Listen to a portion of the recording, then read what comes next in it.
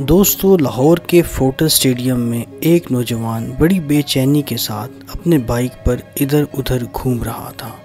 وقت گزرنے کے ساتھ ساتھ اس نوجوان کی بے چینی میں اضافہ ہوتا جا رہا تھا، لیکن اسٹیڈیم میں جاری کنگ فو اور تائیکوانڈو کے مظاہرے ختم ہونے میں نہیں آ رہے تھے۔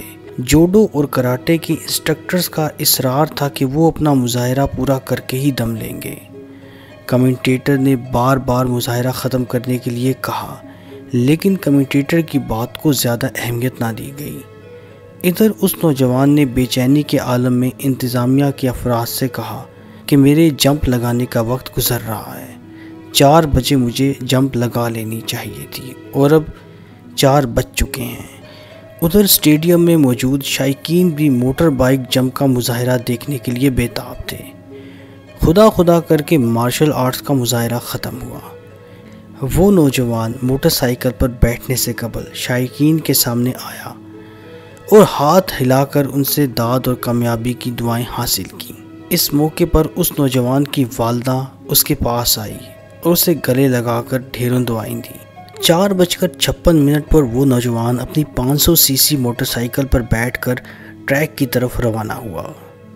پہلی بار وہ ریمپ کے پاس سے گزر گیا اور پھر اسٹیڈیم کا چکر لگا کر اس نے اپنا موٹر سائیکل دوڑایا اور پھر ریمپ پر سے جمپ لگا دی، اور پھر اسٹیڈیم میں موجود ہزاروں شائقین نے وہ منظر دیکھا جس کی شاید انہیں توقع نہ تھی۔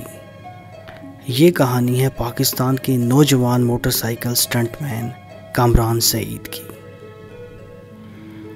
دوستو، پاکستان میں ایسے نوجوانوں کی کمی نہیں ہے جن کے دلوں میں کارہائے نمایاں انجام دے کر ملک و قوم کا نام روشن کرنے کی امنگ نہ ہو، لیکن ایسے نوجوانوں کی تعداد یقیناً نہ ہونے کے برابر ہے جو اپنی اس خواہش کی تکمیل کے لیے جان کی بازی لگانے سے بھی گریز نہیں کرتے۔ ایسے ہی پرجوش اور بہادر نوجوانوں میں ایک موٹر سائیکلسٹ کامران سعید بھی تھے، جو تاریخ میں اپنا نام پیدا کرنے کی کوشش میں تاریخ کا حصہ بن گئے۔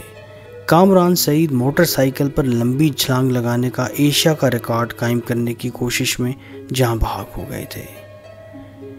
اس سے پہلے سلطان گولڈن نے 22 گاروں پر سے جمپ لگا کر ایشیا کا ریکارڈ قائم کیا تھا۔ لمبی چھلانگ کا یہ مظاہرہ دیکھنے کے لیے لاہور کے فورٹس اسٹیڈیم میں تقریباً 20,000 شائقین موجود تھے۔ 25 سالہ کامران سعید نے موٹر سائیکل پر سب سے لمبی چھلانگ لگانے کے لیے 25 گاڑیوں پر سے چھلانگ لگائی، لیکن وہ 22 گاڑیاں ہی پار کر سکے۔ 23ویں گاڑی کی ونڈ سکرین پر ان کی موٹر سائیکل کا پہیہ ٹکرایا اور موٹر سائیکل اگلی کار میں دھس گئی۔ کامران سعید 22 کاروں کے بعد بنائے گئے لکڑی اور لوہے کے ریمپ کے ساتھ بری طرح ٹکرائے اور فضا میں کلا بازیاں کھاتے ہوئے دور جا گرے۔ حادثے کو دیکھ کر خواتین اور بچوں کی چیخیں نکل گئیں، جبکہ کامران سعید کی پھپھی کی چیخوں اور سسکیوں سے اسٹیڈیم کی فضا مزید سوگوار ہو گئی۔ کامران کے حادثے کے بعد لوگ ریمپ کی طرف بھاگے۔ ان کے ایک کزن نے ان کا ہیلمٹ اتار کر بلند آواز میں انہیں پکارا، لیکن کامران تھوڑی دیر کے لیے ہی آنکھ کھول سکے۔ انہیں فوری طور پر ایمبولنس میں CMH لے جایا گیا۔ جب انہیں ہاسپٹل لے جایا جا رہا تھا تو ان کے منہ سے خون جاری تھا اور وہ بے سدھ پڑے تھے۔ ڈاکٹر کیپٹن ثاقب نے بتایا کہ حادثے میں کامران کی گردن کی ہڈی ٹوٹ گئی تھی، دایاں بازو ایک جگہ سے اور دائیں ٹانگ 2 جگہ سے ٹوٹ گئی تھی اور وہ موقع پر ہی دم توڑ گئے تھے۔ ان کی اس اچانک موت سے پورا لاہور بلکہ پورا پاکستان صدمے کی حالت میں تھا اور ہر آنکھ اشک بار تھی۔ ان کی اس حادثاتی موت کے بعد موٹر سائیکل جمپ کے ایک ماہر کا کہنا تھا کہ کامران کی 500 سی سی کی ہونڈا موٹر سائیکل کی کلچ پلیٹ سلپ کر گئی تھی، جس کی وجہ سے وہ موٹر سائیکل پر اسٹیڈیم کا پہلا چکر بھرپور رفتار سے لگانے میں ناکام ہو گئے تھے۔ سٹنٹ مین کامران سعید نے جس موٹر سائیکل پر جمپ لگا کر ایشیا کا ریکارڈ توڑنے کی کوشش کی تھی وہ 3 برس پرانی تھی، جسے وہ پیار سے شہزادی کہتے تھے۔